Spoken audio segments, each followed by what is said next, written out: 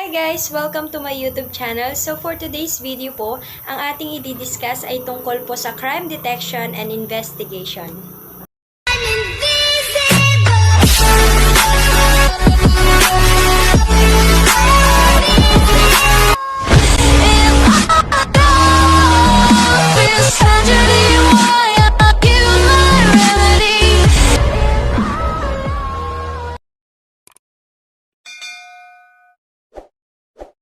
Ano nga ba ang ibig sabihin ng crime detection and investigation? Criminal investigators refers to the process of collecting information about crime in order to determine if a crime has been committed, identify and apprehend the suspect, and provide evidence for the conviction in the court. Ibig sabihin, ito yung paraan na kung saan nangangalap tayo ng mga datas or information para matukoy natin kung sino talaga ang gumawa ng isang krimen. Para na rin po malaman natin kung bakit niya ginawa ito at ano ang kanyang dahilan at upang siya po ay maaresto at mapatunayang nagkasala nga sa hukuman. So meron po tayong golden rule sa isang criminal investigations. So ano ba yung golden rule na ating tinatawag? Ito yung do not touch, alter, move any object at the crime scene unless it was marked, measured, sketched, and photographed. Ibig sabihin nito, huwag mong hawakan, baguhin, ilipat ang kahit anumang bagay na nasa pinangyarihan ng krimen unless ito ay namarkahan na measured na, at nakuhanan na ng litrato. Paano ba natin iniimbestigahan ang isang krimen? So meron tayong tinatawag na methods of questions or methods of questioning. Ang interrogation and interview. Ano nga bang pinagkaiba ng interrogation at saka interview? So simple lang, pag sinabi nating interrogation, ito yung pag-question mo sa isang suspect. Pag sinabi naman po nating interview, ito yung pag-question mo sa isang witness. Interrogation at saka interview po ang dalawang primary tools na ginagamit ng ating kapulisan upang po simulan ang ating investigation. Para na rin po makagather po sila ng mga informations, mga physical evidences na gagamitin dito. Ano nga ba ang primary goal ng ating criminal investigations? So ang primary goal nito ay upang malaman at maaresto ang taong gumawa ng isang krimen. So, bago po natin ipagpatuloy ang discussion na ito, kung bago ka pa lang po sa aking YouTube channel, huwag mo pong kakalimutan mag-subscribe at mag-like na rin po para po lagi ka pong updated sa mga bagong video na aking i-upload. Ito po sa ating criminal investigations, meron tayong tinatawag na 3 eyes. Ano yung 3 eyes? 3 eyes. Ito ay ang interview, interrogation, and instrumentation.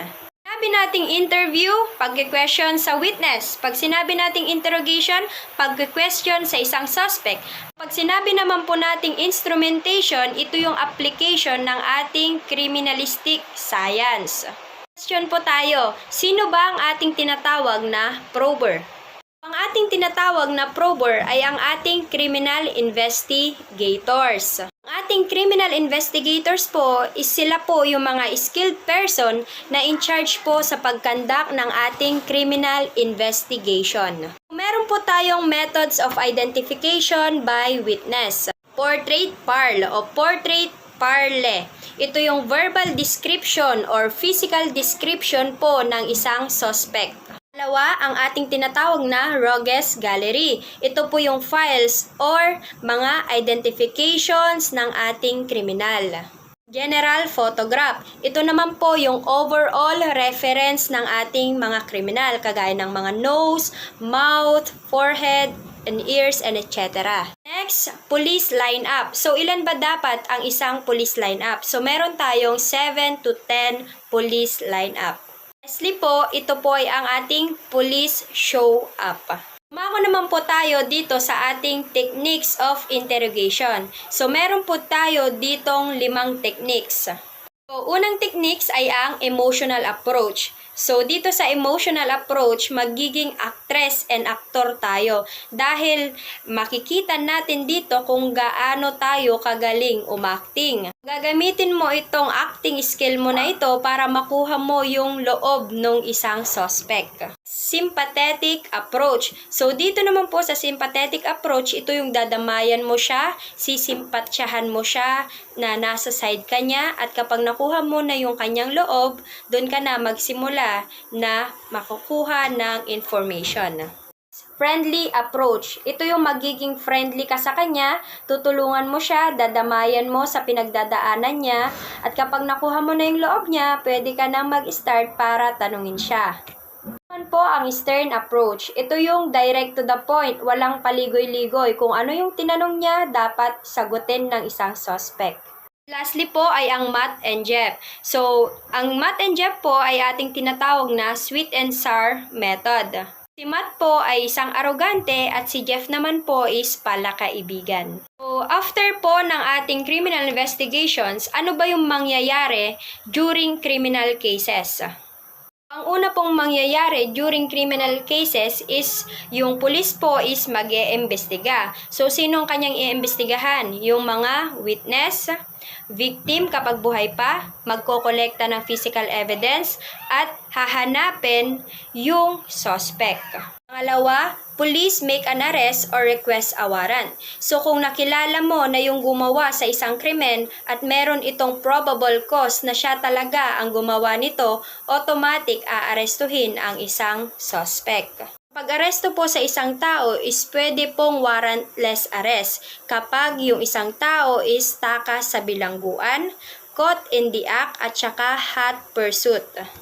Pangatlo, charging request reviewed by prosecuting attorney. So dito po kailangang i-review lahat ng mga reports, records concerning doon sa isang kaso. Warrant issued. Panglima, suspect arrest. So aarestuhin ng isang suspect. Pang-anim, district court arraignment. So babasahin dito yung first reading. Pito, trial. So, dito po i-present lahat ng mga evidence para mapatunayan talaga na yung isang tao talaga is nagawa niya yung isang krimen. Ang walo, judgment or adjudication. So, dito na po lalabas yung hatol ng isang tao. So, depende na po sa judge ito kung guilty or not guilty. Huli po ay ang appeal. So, dito na po mag-aapila yung isang taong nabigyan ng final judgment. Dito po nagtatapos ang aking video. Sana po marami po kayong natutunan. Maraming salamat po at huwag mong kakalimutan mag-subscribe, mag-like at mag-share po para lagi kang updated sa aking video na aking i-upload. God bless and share the knowledge!